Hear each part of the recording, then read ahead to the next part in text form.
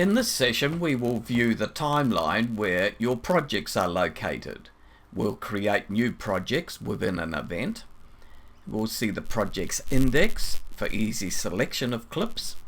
And we'll also move within the timeline to see different view options and how to zoom in and out.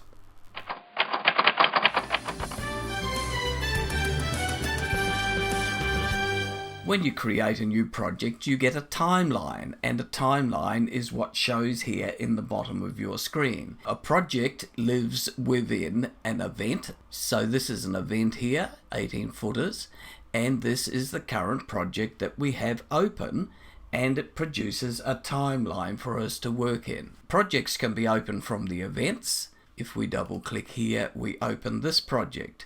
Now we can sort between our different projects by using these arrows here. Now these arrows are similar to what you would use in your browser, in your internet browser like Safari or Firefox. So on the left hand side it shows you the projects that you had previously had opened. So if we select this basic timeline here, we will now see that there is a project on the right hand side, the 18 footers.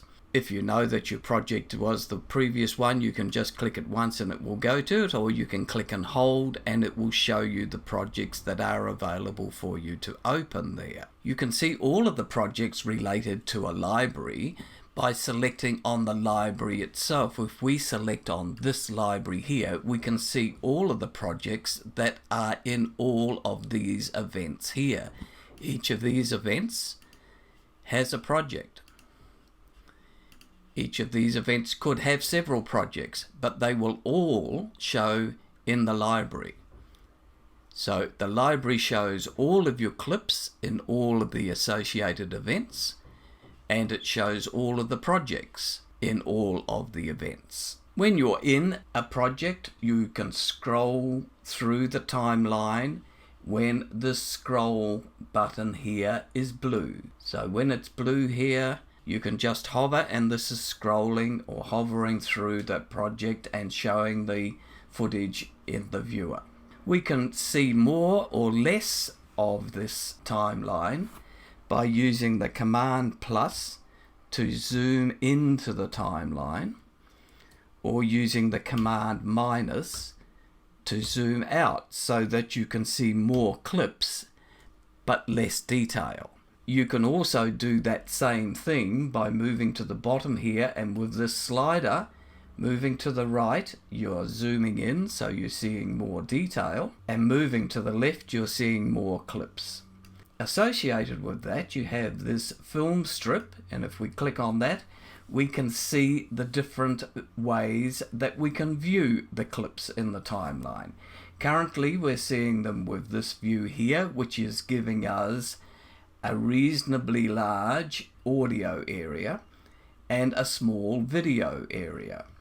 If we look at it with this function, then there is no video showing, only audio. We can't see the thumbnails of the clips in the timeline. You would use this view if you had processor problems, because the computer doesn't have to draw a thumbnail for every clip.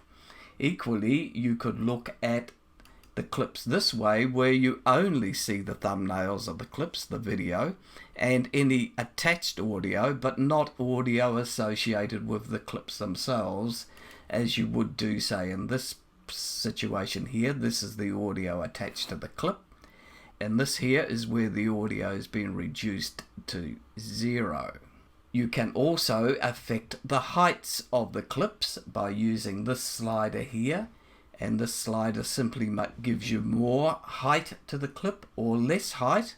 And this slider is a compromise, because the more that you view here, the higher the clips, the less area is available to see other clips. So you'd have to move to be able to see other items. Because you may want to see different views, you can adjust the view levels of the different windows. So if we put the cursor here in the middle, it becomes a double-sided arrow, and by dragging down on that we can increase the amount of viewing in the viewer, but of course we lose some of our view of the timeline. Equally, we can take the cursor to the corner here and change the amount of size in the viewer, but appropriate reduce the number of clips that are viewed in the browser, and now show more clips in the browser with less in the viewer.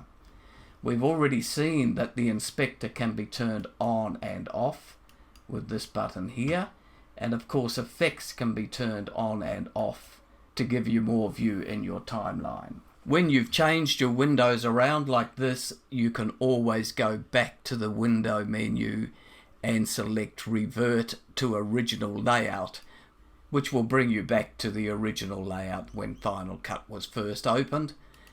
In the next session, we will look at the viewer and we will look at some of the controls that we have within the viewer.